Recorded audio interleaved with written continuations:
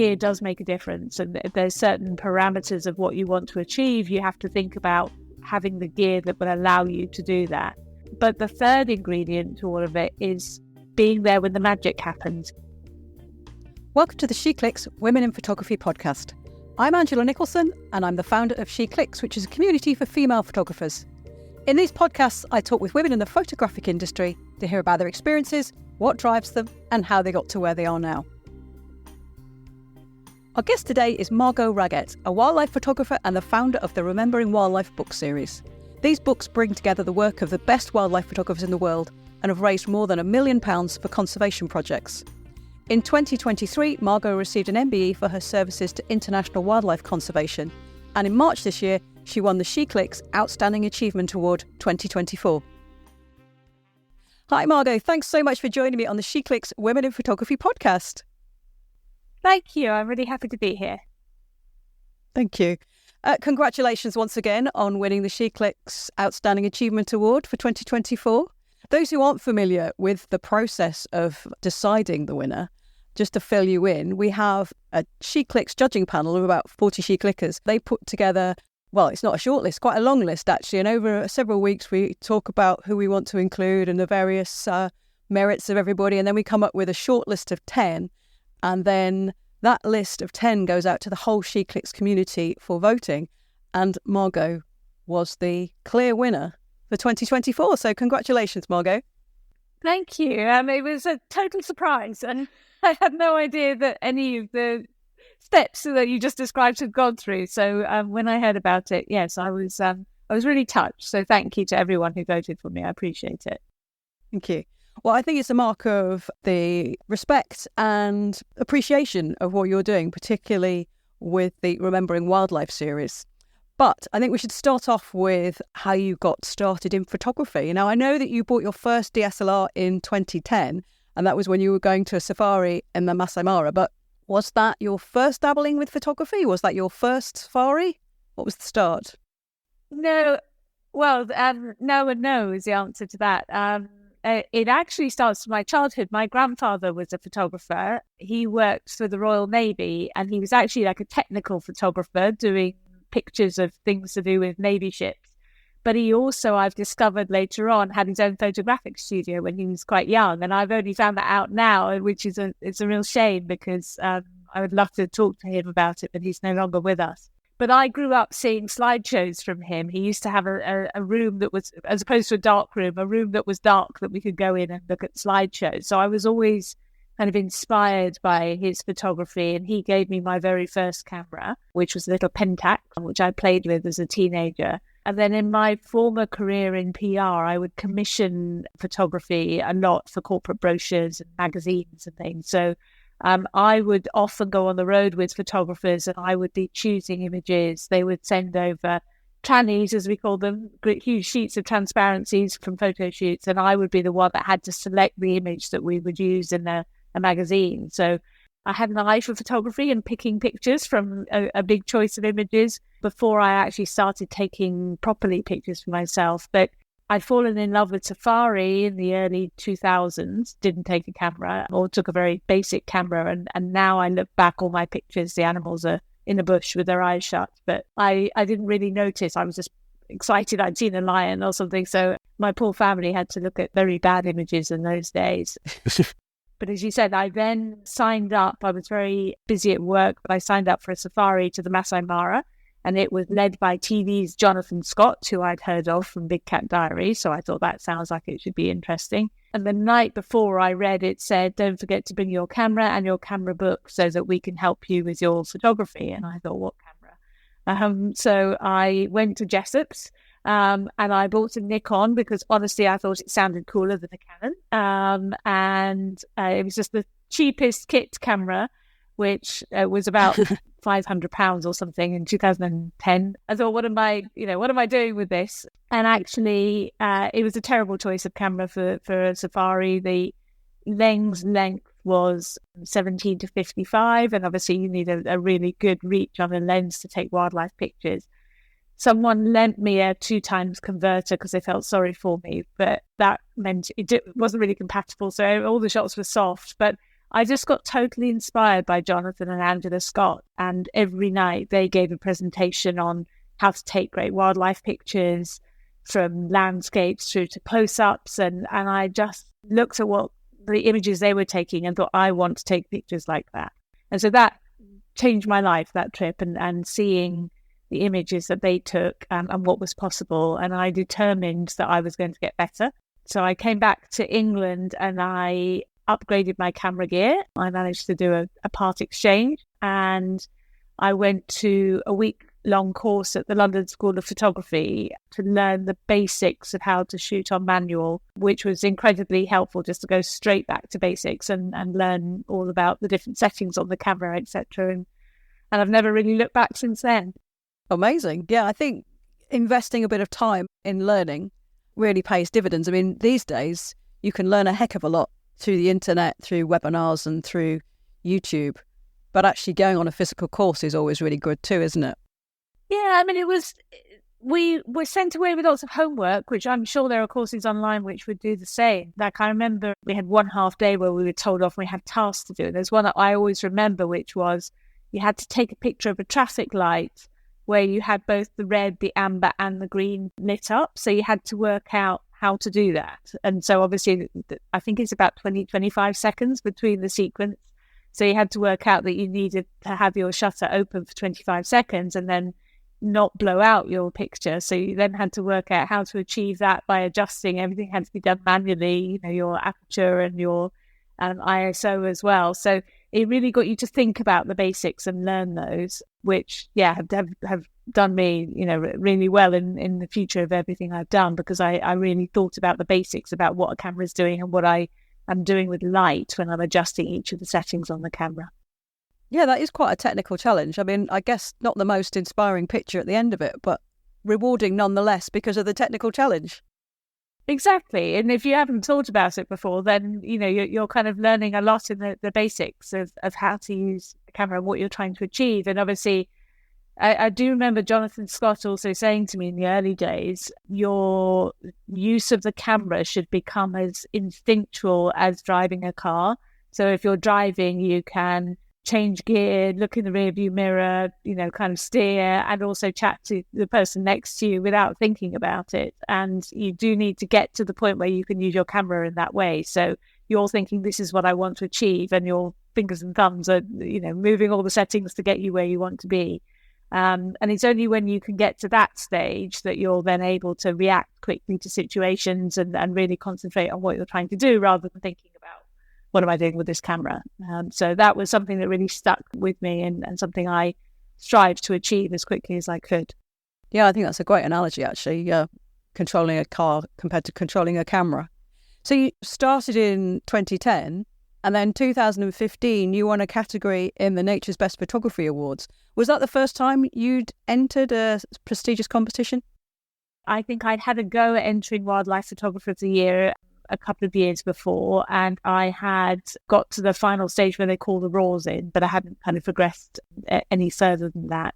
I'd entered a few other. I'd entered a camp in Kenya. They were running a photographic competition, and I won some binoculars and things like that. So, I mean, there are lots of competitions out there, but really that time between 2010 and 2015 was about building my portfolio, because I'm quite analytical in how I approach things, and I kind of looked at what I thought made great images and the people that were winning awards, and thought, okay, not only have you got to be very technically competent, and obviously I was working on that side of things as I described, your gear does make a difference. It particularly, technology is coming on so quickly now, and things are getting better and better every year, but having, for example, I have a prime 400 Nikon lens. I've just upgraded to a mirrorless, actually, but for a long time I was using my baby, as I called it, the 400 2.8, but before that I had a 200 400.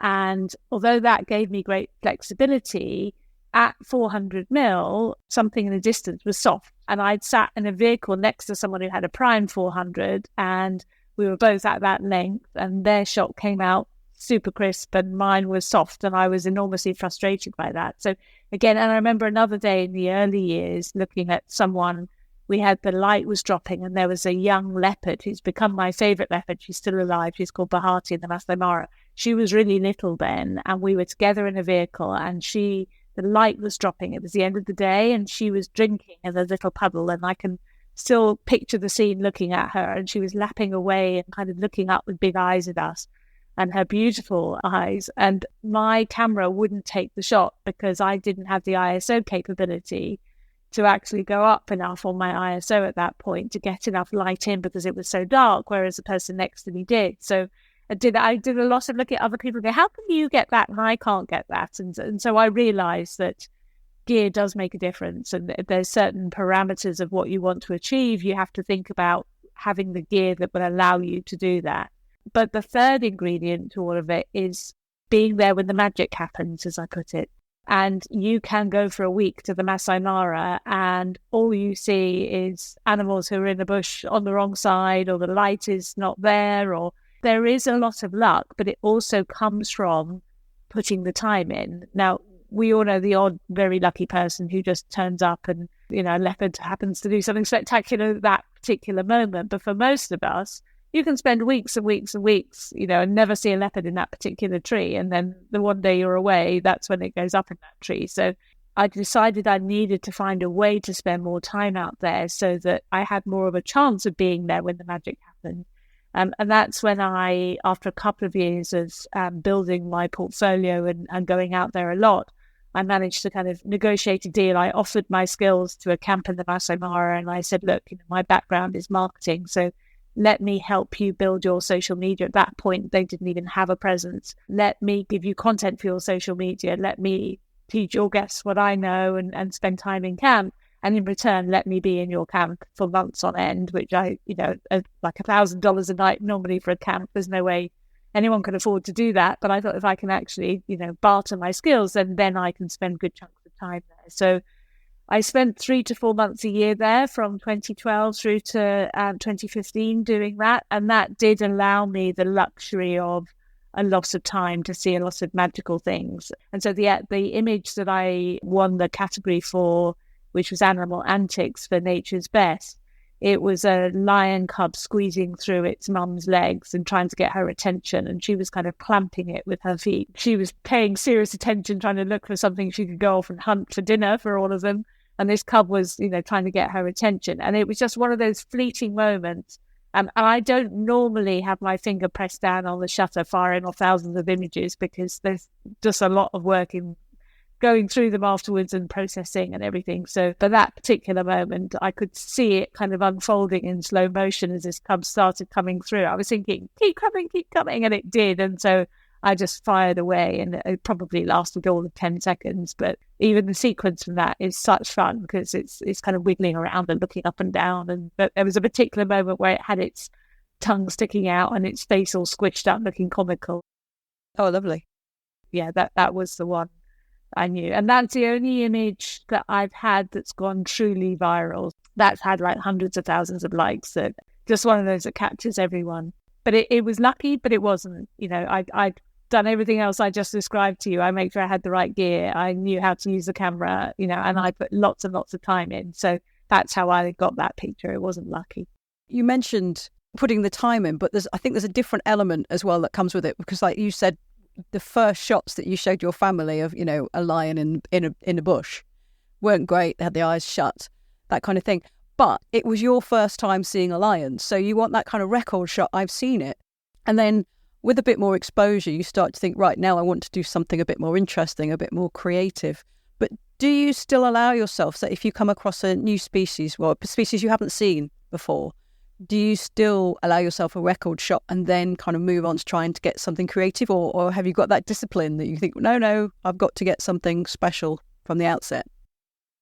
No, I do, but I wouldn't show the record shot. So a sloth bear in India is a good example. I had produced the Remembering Bears book 2 years ago, but had never actually seen a bear close enough in the wild myself to photograph one. So when I was in India last year in Ranthambore, a sloth bear ran through the forest, but it was very dark and it was behind a lot of shrubbery, but I'd never seen one. So I took a few pictures just so that I could look and kind of have a proper examine of what it looked like to me. But but I never showed those pictures to anyone. So there's a difference between me grabbing something for my own satisfaction that I've grabbed it, and then what I would now publicly show. And again, there is this skill of self-selection, and self-editing is quite an important one. And sometimes you see people that go on a trip and they share like 30 variations on the same sighting. So it's like, and then it went up the tree, and then it came down the tree, and then it looked left, and then it looked right. And I never do that. And if you look at a lot of the top photographers, they'll have one image. If I get 2 or 3 out of one sighting, that's really good going. Normally I would have like a whole afternoon with something and choose one image from that. Self-selection and having a critical eye on your own work is really important. I think sometimes there's a perception that the top wildlife photographers only shoot that, 1 or 2 images, and that it's not that. They will shoot several, because as you say, the animal might go up the tree and then down the tree, but you never actually know where it's going to disappear. So you will shoot several images, but like you say, it's the selection process where you only show the key ones, the winners. Yeah, and honestly, they'll shoot more than several. Going back in the days when I used to commission photographers who I was paying for corporate work, through to sitting in safari vehicles with many, many top wildlife photographers who are friends, that there are some. For example, there's a great photographer called Richard Peters who's become a very good friend of mine, and I've travelled with him a bit. And he prides himself on the fact that he doesn't take that many pictures, but he's still taking more than several if he's on a shoot like that. Because if it's moving that quickly, the animal, that there can just be the moment that if you just literally, this is with digital now, obviously, if you literally only allowed yourself that second to press that one thing, you could just be blinking slightly or looking slurry-eyed. So, you need to take more pictures than that, but you don't necessarily then keep them. You might only then download 3 or 4 that you want to select between, but you can take more. But that for me is also it really shows how technology has come on, because going back to Jonathan Scott, so he and his wife Angie, and I particularly love Angie's work. She's such a beautiful photographer, and they both individually won Wildlife Photographer of the Year, but he won it back in the 80s, I think it was, with a picture of wild dogs biting down on, I think it's a buffalo. But when he shot those images, which had never really been recorded, he was shooting on film. He was manually winding forward a film camera.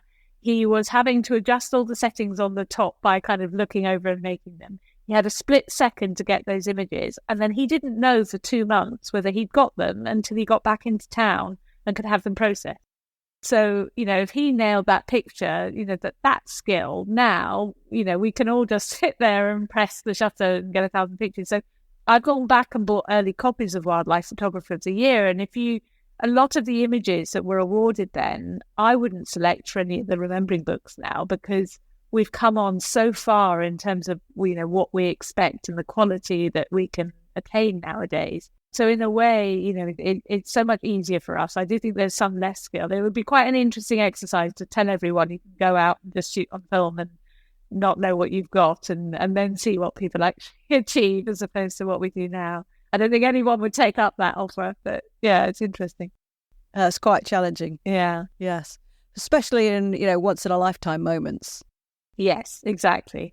Which you never know when they're going to happen either. So yeah, you can spend a lot of time. And that is the thing as well. And that is interesting. I do try and think always about what's going to make an image different, because as you say, you move on from the animal sitting in the bush. So then you might have an animal, a leopard in a tree, and you think, oh my God, this is amazing. I've got a facial shot of a leopard in a tree. But when you spend months and months in the field, as I did, or, and you look at, like, when we ran the competition for remembering leopards, I saw thousands of pictures, and people are rightly proud that they've nailed a really nice portrait of a leopard in a tree, but it's not that different to anyone else's leopard in a tree shot. It's actually, got to be that there's one picture that we've got in the book, which is a competition winner, and there's a leopard jumping between 2 trees, and it's perfectly symmetrical. It's halfway between the 2. So when I'm judging, I looked at that and thought, God, I haven't seen that. I haven't nailed that for myself. That's not a shot you see very often. So there's a stage of evolution again of our photography where you can go from not taking very good pictures to nailing perfectly lovely pictures that would look great on your wall.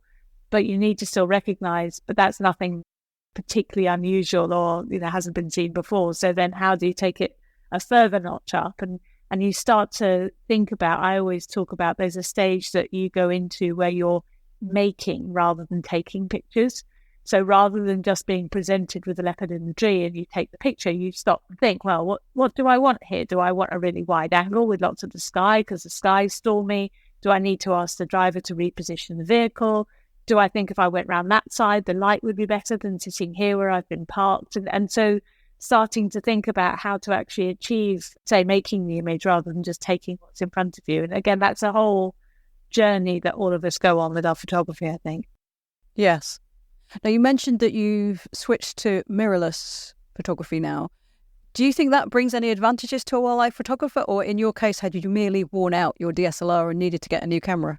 I hadn't worn it out. That there are a number of advantages that I really appreciate with it, which are just, it's always kind of, incremental steps going forward. One thing, just the fact it's totally silent is a massive benefit as a wildlife photographer, because I hate kind of any noise when I'm with animals and taking pictures. So I love the fact that I can see actually the image as I took it, which you couldn't do before because it didn't have all the adjustments in that you'd put. So I've got a Z9 now, a Nikon Z9, and the eye tracking on that is insanely good. So again, shots that, you can let the camera take over. So I've got pictures of kingfishers kind of throwing fish in the air and then catching them and trying to swallow them and then shaking it out, and got all of the droplets in fine detail and everything is pin sharp. Whereas before, if I was manually focusing and trying to follow the eye of the kingfisher with my thumb and take the pictures, I'd get some, but I wouldn't just,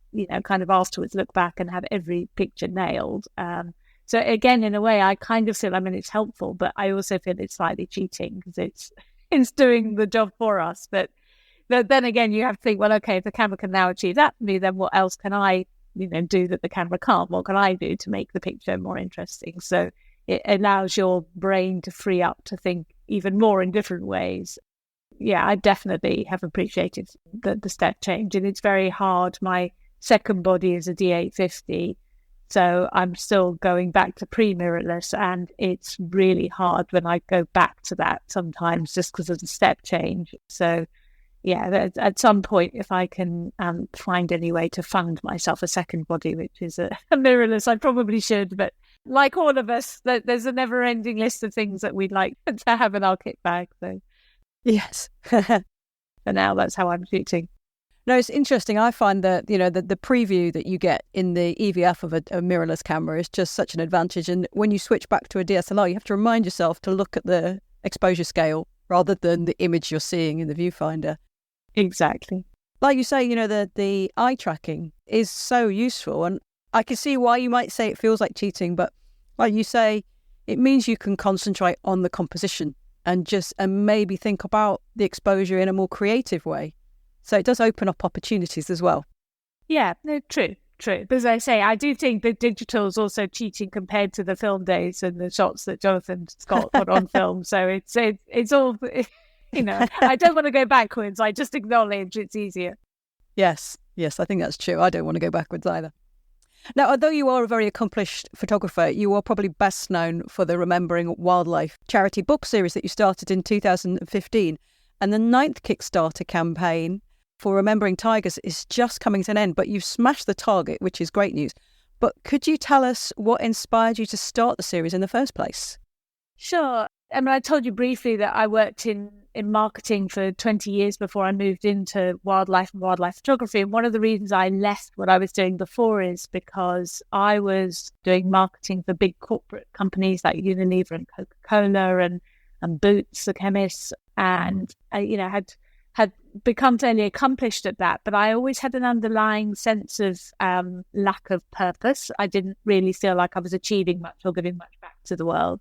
So I used to say I was cash rich and time poor, and then I went the other way, and I was, had the luxury of spending all this time with wildlife, not very much cash, but for a while that was great. But then again, I started feeling dissatisfied that I wasn't really giving back, and I also felt like I was deriving all this enjoyment from watching the animals and taking pictures and winning some awards with pictures, but I wasn't giving anything back to them at all. So that was all kind of swirling around in my head. And then at the end of 2014, I'd gone up to Laikipia after one of my stays in the Maasai Mara to visit a friend who was up there. And the camp we were staying in, Laikipia Wilderness Camp, we were woken up at 4 a.m. by the sound of lots and lots of hyenas going absolutely crazy for something. And so at first light, we went to investigate.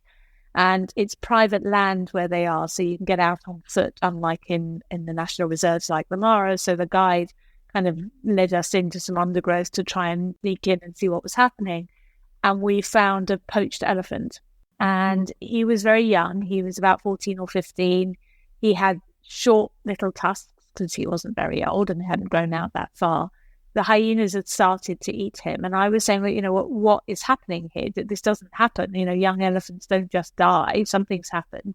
And they explained to me the poaching crisis at that point was absolutely tipping point. I think it was something like every 93 minutes they thought an elephant was being poached for its ivory. And in this instance, the poachers, they said what had probably happened is that they'd shot him with a poisoned arrow. He had bolted from them.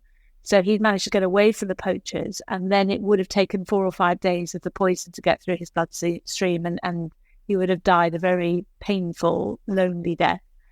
And I was devastated. I was so angry. I just thought, I'm not having this. I just felt impotent with rage. And I had a kind of epiphany. I realized that so many people, including me, were going on lovely safaris to luxury lodges in Africa and had a really almost like Disney view of what the African bush was like. And you see the elephants wander past at sunset and you chink your gin and tonic and, celebrate yourself for being a wonderful photographer and haven't you had a good day. And you have no idea that round the corner, beyond the hill, in the valley, elephants are being poached, as I've now gone on to learn in no uncertain detail. They're getting caught in snares, they're being killed in retaliation for crop braiding. That's just elephants. And honestly, I felt like it was something that had been hidden from me, not deliberately, but something, the lodges don't tell you any of the bad stuff. They don't want to break your bubble.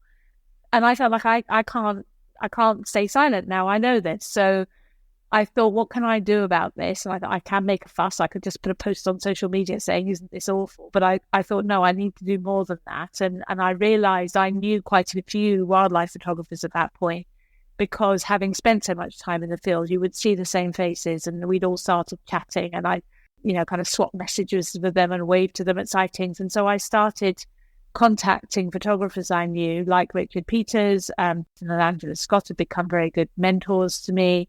Federico Veronese, who ended up with a cover image for Remembering Elephants, was someone I'd seen a lot in the Maasai Mara. And I remember going and having breakfast with him at the main crossing point in the Mara. We'd arranged to meet after morning safari and saying, I've got this idea and I'm thinking I could make a book on elephants. And I know if I just did it with my images, I'm not particularly well known and no one will buy it apart from my mum. But if I got an image, say, from Jonathan and Angela and from you and from Richard and from, other people that we mutually knew, people might buy it because no one had done that at that point. The photographers had never worked together in that way on a charity initiative in that way.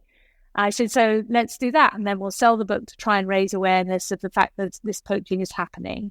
But then also, if we can make some money off of selling it, we'll give it back to anti-poaching. And again, I was really naive at that point. I just thought, we'll raise money to give guns to rangers and they can shoot the poachers and then that's it. We'll save elephants and job done.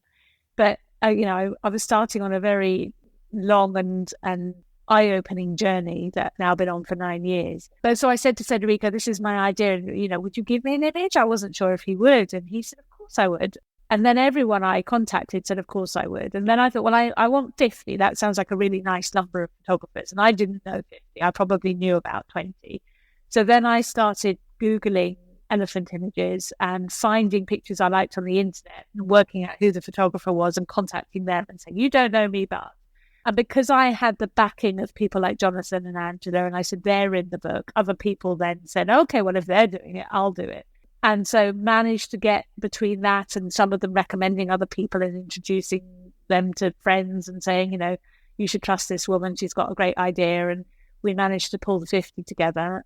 And I teamed up with Born Free because they had been using my images for their marketing for a while. They'd contacted me a few years before and said, we love your pictures. Can we use them? And I said, yes. So I said, look, I've got this idea and I think I can possibly raise some money. But although I know how to do that, I don't know at that stage, I didn't know how to spend it on conservation and not have it wasted, because I was aware there was a lot of corruption in Africa and you could raise money and send it off and it not go to the right cause.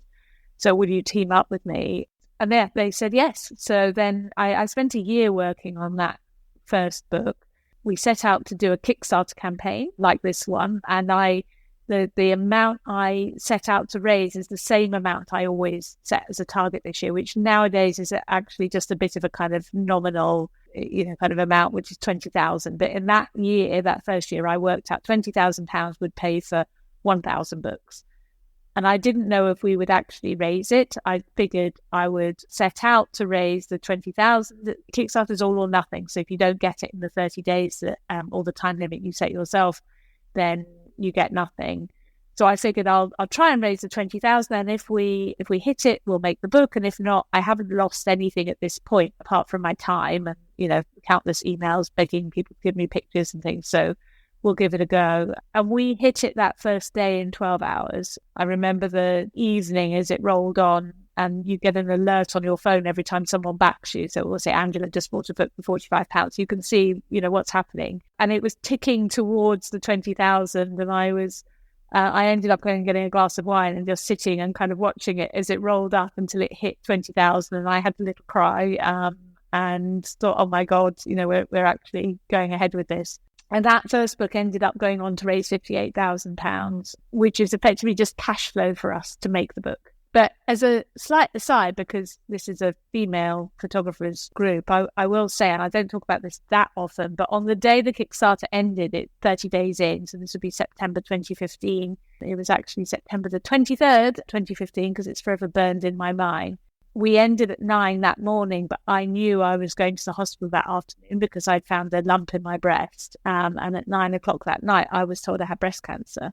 At that point, I was kind of in disarray, not knowing what that meant for me. And as anyone who's gone through that will know, that first diagnosis, you don't know how far it spread potentially, what type you've got, anything. You don't know what the prognosis is.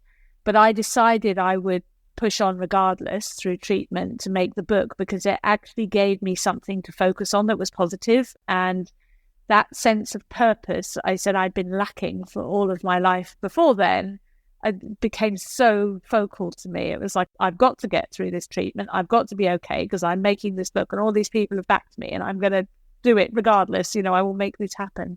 And I was really lucky. I had caught it very early. I didn't have to have chemotherapy. I had surgery and radiotherapy, and my treatment was done within 3 months. But elephants became a very kind of guiding light for me at that point. I felt like they were helping me because I was helping them and vice versa. So I've become quite superstitious about elephant karma and what they mean to me since then. But so that's a very long answer to you as to why we started, how we started. And when the book eventually came out in 2016, it sold out in 2 months. And people started saying to me, what's next? And I thought, what do you mean? I've just done a year and a half making this book, and that was everything I wanted to do. And we raised £100,000 to give out via Born Free. But yeah, everyone started saying, what's next? And I realised that potentially there were more books to be made. What a fantastic story. I mean, such a mixture of emotions, from horrible lows to highs and faith in humanity, and then being dashed again, and then, getting through it all and progressing. So congratulations on all you've achieved with the book series. I mean, it's a huge amount of money raised and some great deeds done, I'm sure, by all the people who have had money that can help save wildlife.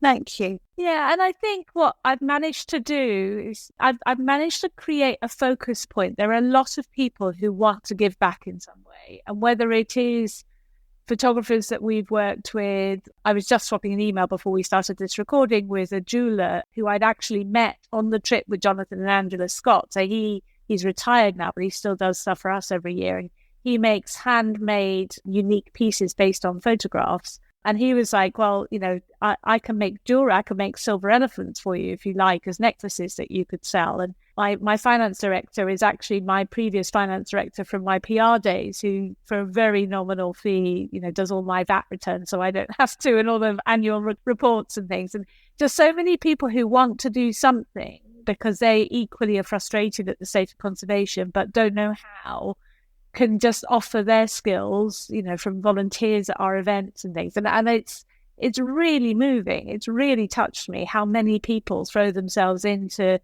supporting this idea, and our success is, built on the shoulders of all of them. I'm just the one that had the idea, but I couldn't have got it to where it was without everyone else's backing and support. So yeah, it means a lot to me. Yeah, I can understand exactly what you mean. And a sense of purpose, I think, is a very powerful thing. And to be able to give other people a sense of purpose as well is really invigorating, isn't it? Because suddenly you've got lots more people pulling together and they've all got different skills and producing something which is actually very important.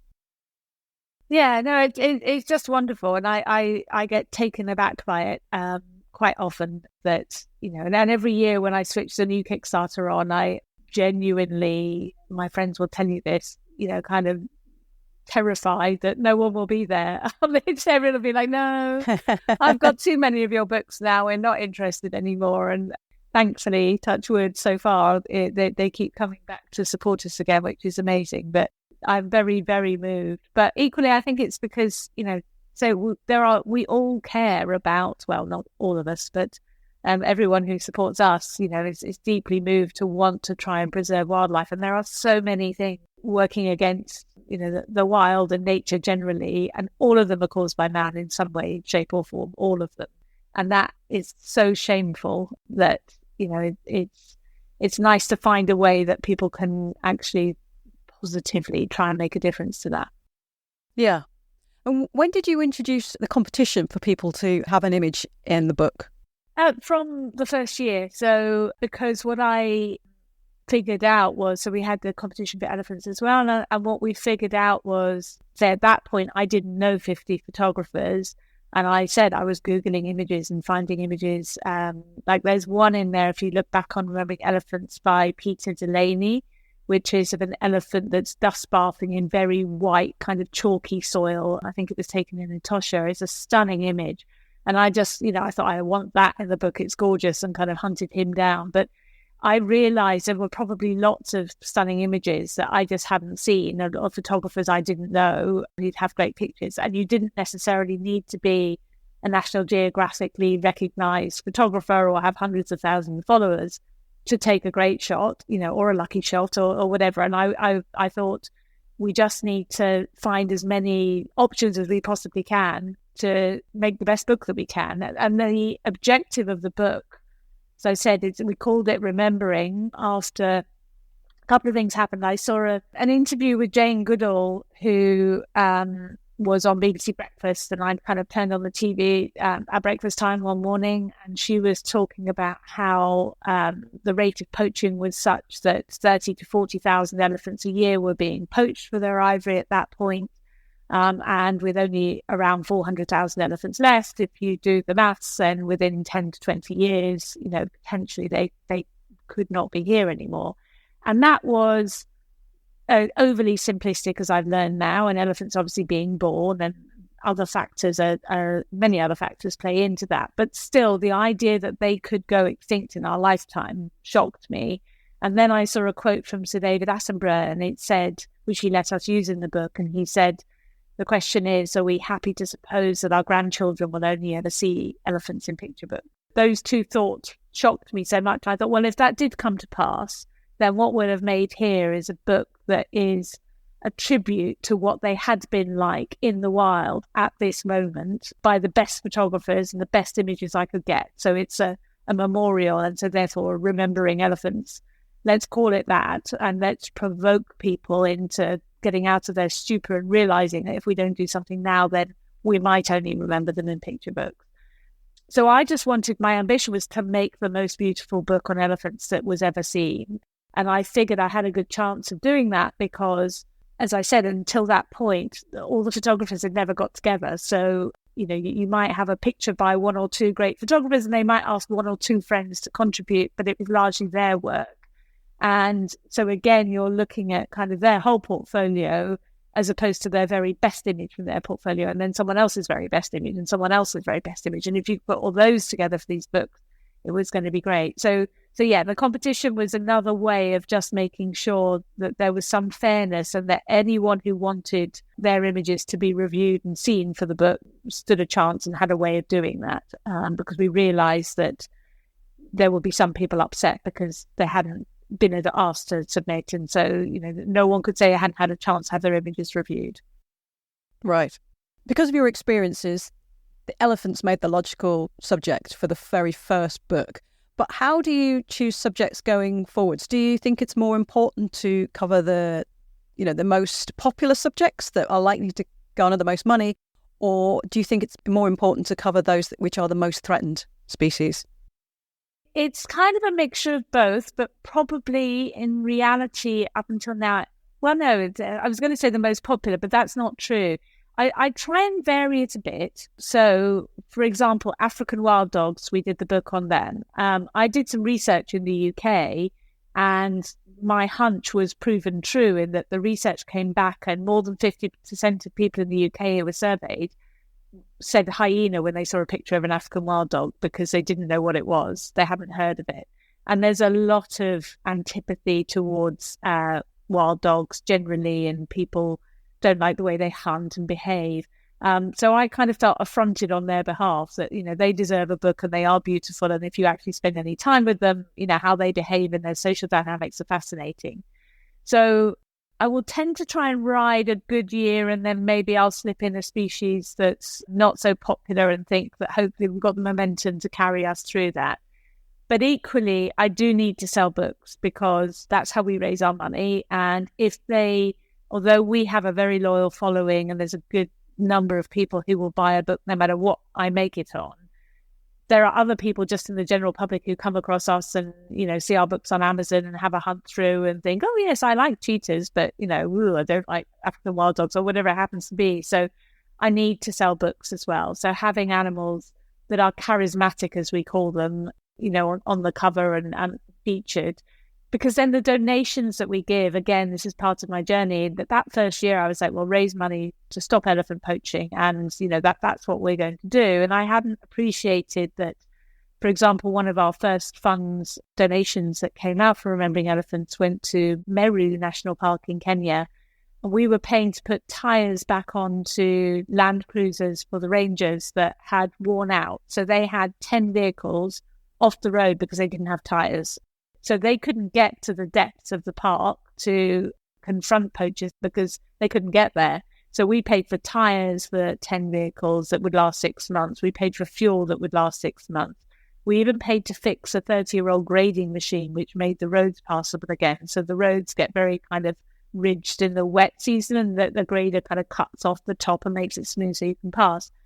And when I was out there straight after elephants came out and we were visiting and there was an incident, we again kind of woke up in the morning and came into camp for coffee and everyone was hushed and talking. And we said, what's going on? And they said there was gunshots fired in the park last night and we don't know if anything was poached. And it turned out that poachers had got into the park, but because of the tyres that we'd paid for and the grading and the fuel, we did actually have rangers in the area. So they heard the gunshots. They responded with gunshots into the air. So the poachers knew that they were near. So the poachers left. And in the morning, they were able to confirm that there were no carcasses found. They did find empty shells, but they didn't find any carcasses. So a poaching incident had been averted. But in that particular area, there were actually rhinos, not elephants. So even though I was there saying, well, we must protect elephants, I realized we're actually protecting everything and we're protecting the ecosystem. And so again, even though it might be a charismatic species that's on the cover of, I was just writing something yesterday about the fact that the money from Remembering Lions had gone to a snare sweep in Zambia. So removing snares that are left out to catch bushmeat but are indiscriminate and will kill any animal that goes through them. even though the money came from lions and hopefully it will protect lions, it's going to protect anything that goes through that area. So now the aim of the game is that those species, we do have a focus on them, but equally the funds from them are protecting everything, and they're protecting their brethren, as it were. And even down to things like the leopard book. We've given out donations to snow leopard projects in Afghanistan, even though the majority of the pictures in the book were of African leopards, because that's the thing most people have got photographed. We've actually done the same for Javan leopards. So the charismatic species that there are more pictures of can help, that they're distant cousins and other animals in the wild as well through featuring in our books. Fantastic. Yes, it must be really nice to know that it is genuinely working. Yeah, and it's a never-ending battle, though. That we've given out some great donations, and you have some highs, and then you find out that an incident happened regardless. And I always describe it. Someone asked me, "What successes can you claim that you've had because of the Remembering series?" And I genuinely say I really can't tell you hand on heart that I can claim that entirely for us. But we are one hose fighting a massive forest fire, and if we left, there'd be one hose left, is the way I describe it. It's a collective conservation effort that we all need to be part of. It is good, but I do battle with demons sometimes when there are failures, but I feel enough purpose that I keep going. Well, I think it's a good time to go for 6 from SheClicks, and I've got 10 questions from SheClickers. I would like you to answer 6 of them, please. But before I ask you to pick your first numbers, I just want to say that quite a few people who sent in questions also sent their thanks and messages of support for you, and they're really grateful for what you're doing with the Remembering Wildlife series. So I just wanted to pass that on rather than read it with every question. Thank you. So, could I have your first number, please? Number 1. Okay. Wildlife isn't always pretty. As a wildlife photographer, where do you draw the line? How real should wildlife photography be? And at what point do we censor the content that is shared? That question is from Rung. I think that it all depends on what you're trying to achieve with your photography. So certainly for the Remembering books, what I'm trying to achieve is beautiful images of wildlife that, I'm targeting. I always think, that these books could be shared with children who might get upset by particularly gory images. So I don't tend to include them in Remembering. I have a personal preference of what I enjoy watching and photographing, which is often more kind of interactions and intimate moments between animals and storytelling in terms of what's happening. I've sat in safari vehicles where there's particularly men, it has to be said, wanted to get into a kill and get more pictures of the blood dripping. And if that's what they want, who am I to judge them? Because it's all part of the cycle of life. That's what's happening. And, obviously I don't blame the lion for having blood dripping when it's eating, but that's not my preference and what I want to share. But I wouldn't, but I suppose I'd just counsel, if you're going to take that kind of picture and then share it on social media, you're probably not going to get many likes for it, or no one's going to want to buy a picture of it as a print. But maybe if it's a scientific journal that wants to, document a particular behavior, and that's what you're targeting, then take the pictures for that purpose. But think about why you want to take a picture, I suppose, is my answer. Mm-hmm. Okay. So could I have your second number, please? 2. Number 2. What do you look for in a photograph when you're considering images for a new book? And that's from several people. Well, I think I've told you a little bit about it. Yeah, I'm looking for beautiful. So I'm looking for, there's basics that you're looking for, but, it's in focus, or at least the eyes are in focus. So sometimes you'll get sent images where the focus point is they've missed the eyes and it's on the ear or on the chest or something. So, you're looking for technical basics in terms of what you're taking. And then I'm looking for beautiful. Then I'm looking for something I haven't seen before that's unusual. And then it might be that, again, as I said, we had hundreds of pictures of leopards lolling in a tree, and they're all beautiful, but I can only really have one in the book. So I'll choose my favorite out of all of those, and the rest won't make it. And you'll get people that undoubtedly are kind of upset or disappointed that their lovely image of a leopard in a tree didn't get chosen because it's nice. But you kind of have to understand we're trying to show a variety of shots. So I also choose images that showcase a variety of techniques of photography. So we will normally have a few motion blurs, we'll have a few action, we'll have some close-up portraits, we'll have some landscapes. And so when we do our initial cut of image selection and we go back and look at it, we might end up saying, no, those two images are a bit too similar. You've got two mothers, kind of nuzzling their cubs. So we'll only choose one and we'll go back and kind of see if we can find another behavior or moment that we haven't seen before. So I'm trying to have a real variety across the book. I also like for the book having different kind of color palettes. So if you go through, you might see that we have like a green section and then a blue section and then a orangey sunset section as well. So again, just kind of different scenes and colors and things that are a bit unusual. But beautiful is my overriding desire for these books. Yes. Okay, so can I have your third number, please? 5. This question's from Paula. Is there an animal that you would love to photograph but that you haven't managed to yet?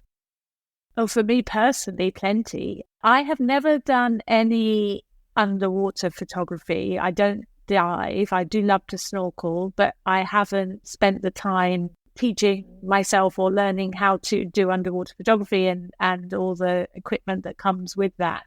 But some of the images coming out that you see from underwater are staggeringly beautiful. So anything that's underwater, apart from photographing it from the top, I haven't done and I'd love to. So whether that's, whales, you see amazing pictures of tropical fish. I have a particular affection for turtles. I spend a lot of time in Greece and there's a turtle conservation project that I've spent a lot of time with.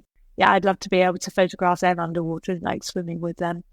Above land, polar bears. Most of the bears I haven't spent time with. So there's only sloth bears that I've seen close up enough to take pictures of. I haven't been to South America and seen jaguars. I've never seen a blooming pangolin in the wild. They drive me crazy. I adore pangolins and I've seen them in rescue centres, but I'm always the person, I always joke, that turns up in a camp and people say, you should have been here yesterday because there was a pangolin, dancing a conga on that table. But I never actually have seen one just in the wild. So, and again, aerial birds, I've seen, species, lots of them across Africa, but I haven't spent a lot of time really focusing on birds before. And I've become more and more of a twitcher in recent years and using my Merlin app to identify birds. So, the reality is, having gone from a life behind a computer doing the office job to being out in the bush and really loving being in nature and spending time taking pictures, 80% of my time is now back behind the computer, making the books, doing publicity, doing talks like this, everything else. So I don't have that much time, the luxury of that much time out taking pictures as I used to, unfortunately, but still plenty I'd love to see. Yeah. So is there one species that you're thinking, actually, I'm going to target this one next? Not for the book, but for your own personal photography?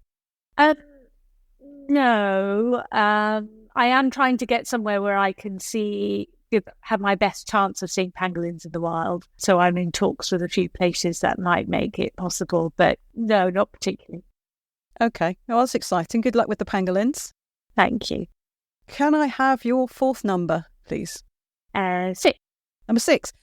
This is from Paula again. Do you need to change your approach when you're shooting in Africa versus in the UK? Well, there's physical constraint that you have to think about in terms of, and a lot of the time when I'm in Africa, I am in vehicles, so land cruisers, and I've got a really good setup where I have the big lens set up on a mounted head. I use, you might see in the picture, if I can, I have the camera on a head that's on a skimmer plate, as it's called. I then rest on a beanbag, and that gives me really good maneuverability that I can swivel and move the camera without having to try and handhold a 400, or even if I've got a converter onto an 800. Whereas my local park in London is Richmond Park, where we have the red deer and other species, but I'm not physically strong enough to handhold and walk for a long way with the 400 lens and a tripod. So there I will use different lenses, and a 7200 is more often that I'll be using when I'm there. So there's that kind of difference. And again, you're not having to think about your physical safety normally in the UK compared to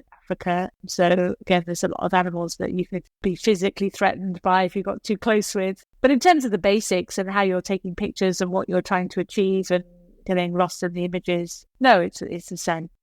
Okay. So your penultimate number then, please. Okay. 9. Now, this is a question that was asked by several people. Which photographer do you admire most?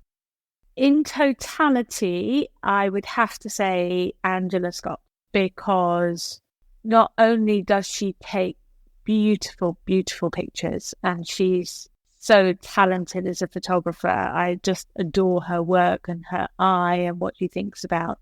But as a kind of mentor and friend, her ethics and her thoughts on wildlife and conservation, I'm lucky enough to be able to spend hours and hours talking things through with her and getting her opinions on situations I've encountered and conservation ideas I've heard about, whether they, I really do think it's a good idea or a bad idea.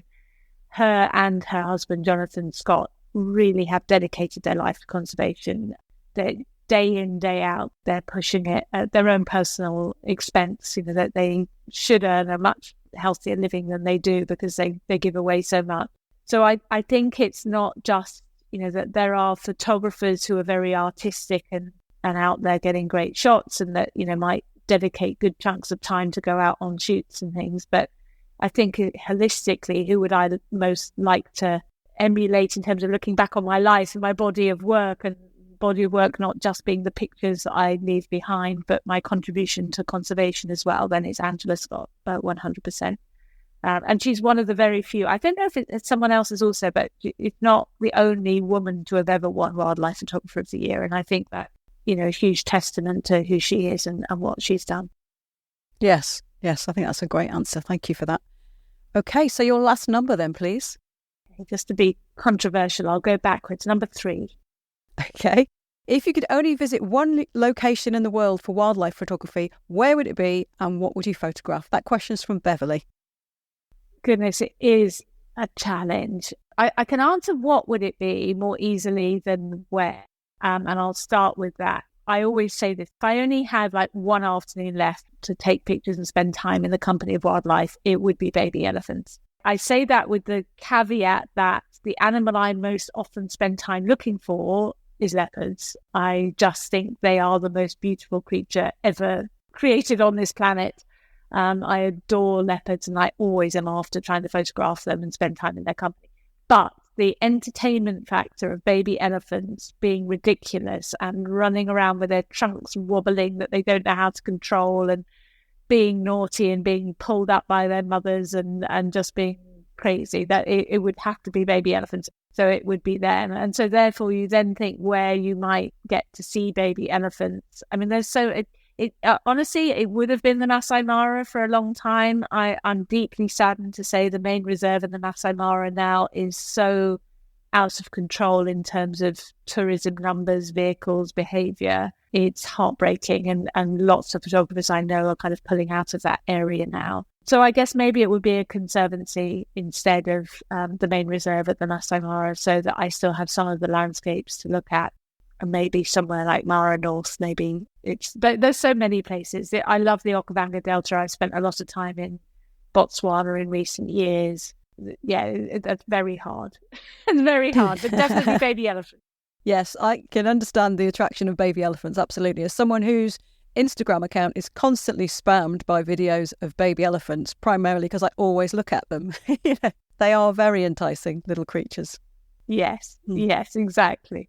They're amazing. And just, that's one of the things I love about elephants so much. They are so similar to humans in that, the kind of, the stages they go through of kind of naughty little children through to kind of tempestuous teenagers who are just, kind of playing out through to, the maturity of and the wisdom of the matriarch leading her herd. And yeah, they're just, the elephants have a very special place in my heart for reasons I described. Yes. Well, Margot, thank you so much for joining me today on the SheClicks Women in Photography podcast. It's been lovely chatting with you. No, thank you so much for having me. And once again, thank you. So I was truly touched and surprised with the award. So thank you to everyone who supported us and supported me in that way. Thank you. You're very welcome. Thanks for listening to this episode of the SheClicks Women in Photography podcast. I hope you enjoyed it. You'll find links to Margot's website and social media channels in the show notes. I'll be back with another episode soon, so please subscribe to the show on your favourite podcast platform and tell all your friends and followers about it. You'll also find SheClicks on Facebook, Twitter, Instagram and YouTube if you search for SheClicksNet.